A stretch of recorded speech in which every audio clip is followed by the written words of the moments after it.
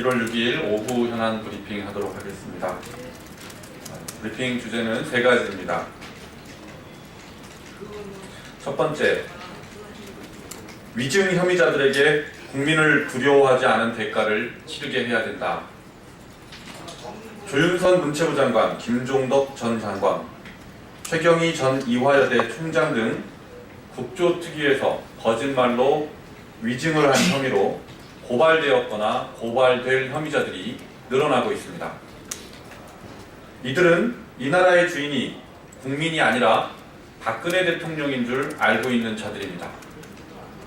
전 국민이 지켜보는 신성한 국정조사장에서 헌정 질서를 파괴한 공범으로서의 잘못을 뉘우쳐도 모자랄 판에 잔당들의 위증교사 지시에 굴종하여 거짓말을 늘어놓은 자들입니다.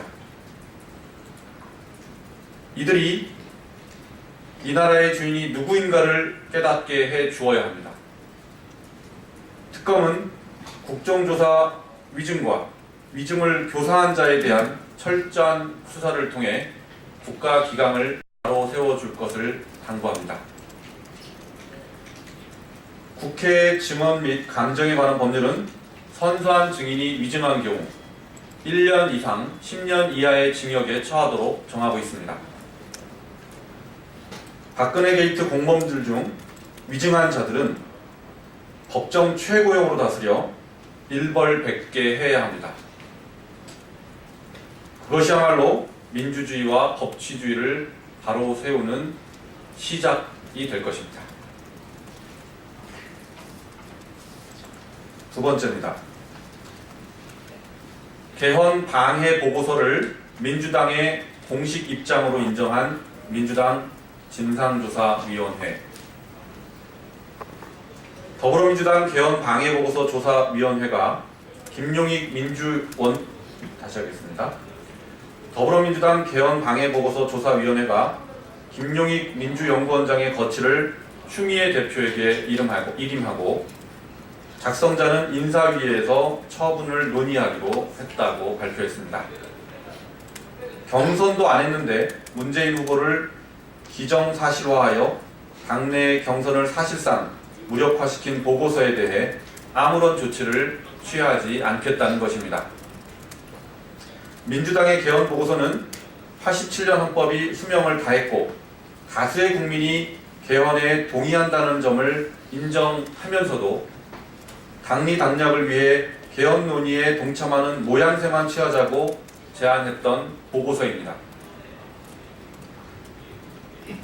다수의 대선 후보가 동의하고 있는 결선 투표제에 대해서도 독재와 친근한 정치 제도이고 민주주의를 왜곡하는 조작적 정치 제도다 라며 폄하하기까지 했습니다.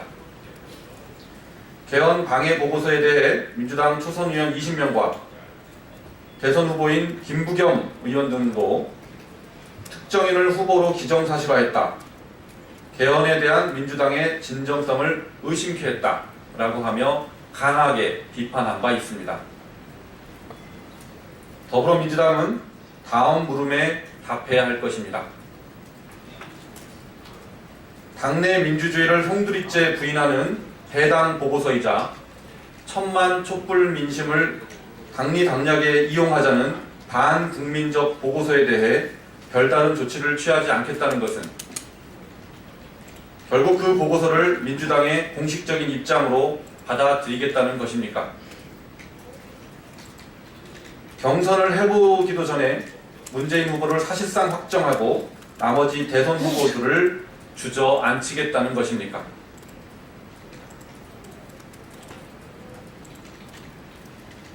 세 번째입니다. 굴욕적인 위안부 협정, 한일 관계를 악화시켰을 뿐이다 라는 제목입니다. 일본 정부가 부산에 세워진 소녀상을 비난하며 이에 대한 항의 조치로 주한 대사를 귀국시켰습니다. 뿐만 아니라 통화수화프 협정까지 일방적으로 중단시켰습니다. 위안부 문제에 관한 2015년 위안부 문제에 관한 2015년 일한 합의에 반할 뿐더러 영사기관의 위엄을 침해했다는 것을 이유로 됐습니다. 물론 이렇게 된 가장 큰 책임은 여전히 위안부 할머니들의 고통을 외면하고 아무런 반성도 하고 있지 않은 일본 정부에 있습니다. 그러나 이 사태의 직접적인 원인은 바로 박근혜 정부의 무능한 외교에 있습니다. 한일 관계 증진이라는 명목하에 온 국민의 반대에도 불구하고 굴욕적인 위안부 협정을 체결했지만 오히려 위안부 협정 때문에 한일 관계가 더 악화 일로를 걷고 있습니다. 부산 손해상 문제 그리고 일본의 뻔뻔한 대응에 대한 책임은 돈 몇 푼 받고 역사 문제를 덮어버리려고 한 박근혜 정부에 있습니다.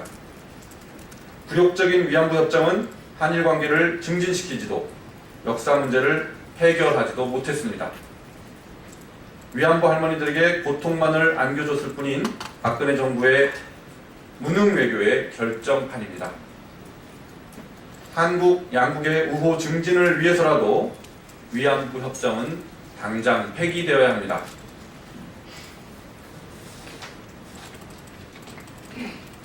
이상입니다.